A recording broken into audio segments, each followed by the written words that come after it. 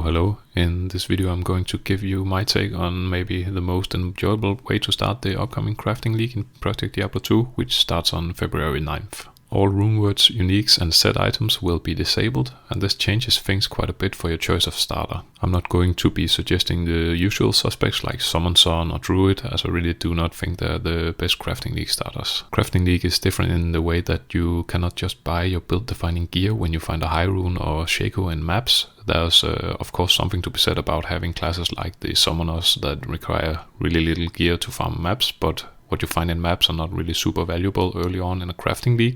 The only real benefit is high level crafting bases, but you can always upgrade lower quality bases if you hit the GG craft.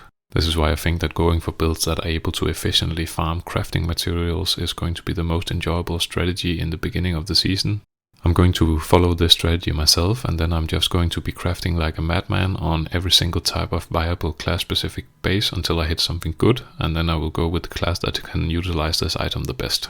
I kind of like the idea of letting RNG decide in that regard, so I get to reap the benefits of a cool craft instead of just trading it away. In addition to class focused craft, I think it's a good idea to also try to craft weapon bases for the different mercenaries. The mercenaries are in a little bit of a weird spot with the crafting league, as they normally are quite heavily defined by expensive runewords, which you cannot get in the crafting league. But I think it's worth trying to craft bows, polearms, etc. for the mercs to see if you're lucky to hit, for example, chance to cast amp damage, as you can actually get some quite nice procs on weapons now. Anyways, so where are some of the good areas to farm crafting materials? So as I see it, there are three main areas that are great for early farming: Chaos, Arcane Sanctuary and Travancore. The good thing about these areas is that they are viable to farm in Nightmare as well, if you're not strong enough to farm efficiently in Hell yet, because you don't really need to go for the chance of high rune drops. And what your season starter comes down to, as I see it, is which one of these three areas you enjoy the most or want to farm for example, a week or so, before you spec into whatever cool build that your craft bring you.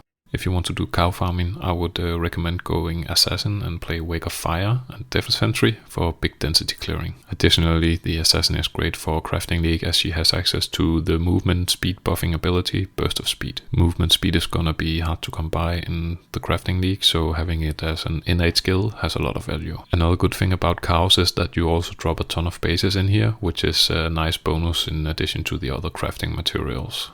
So Arcane Sanctuary is also great for farming materials, with Ghost dropping a lot of runes, and besides this you have the chest at the end of each direction, which are good for popping random jewels and gems. And in order to be efficient in Arcane, my top recommendation is going to be the Lightning Sorcerers. Both Nova and Chain Lightning works, as the monsters in Arcane are quite weak, and you can always pop a static field on them if you have issues. Also no need to say that the mobility of the teleporting sorceress in Arcane is kind of unmatched. And the final farming place is Travancore, which drop a lot of gold, runes, jewelry and gems. To get the most out of this area, we of course go with the King of Trav, the Barb. As I see it, you have two options with the Barb early on. Either you go Warcry or you go Leap Attack. Both require pretty minimum gear to work. I would probably go with Warcry and then potentially switch to Leap Attack if I find a big damage ethereal weapon. The Barbarian has the luxury of being able to boost both resists and movement speed in skills, but the main thing is that you get Find Item, as this greatly increases your drops, which is huge when you don't go for mass clearing areas. In addition to this, getting a lot of gold is great for gambling, which is even more viable in the crafting league than usual.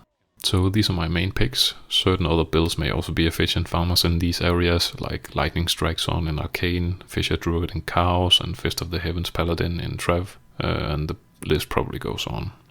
Anyways, I'm super excited to play this crafting league. If you want to see what I end up playing for season start, you can watch me livestream it on twitch.tv/monocond2. Thank you for watching, and have a great crafting league. Bye.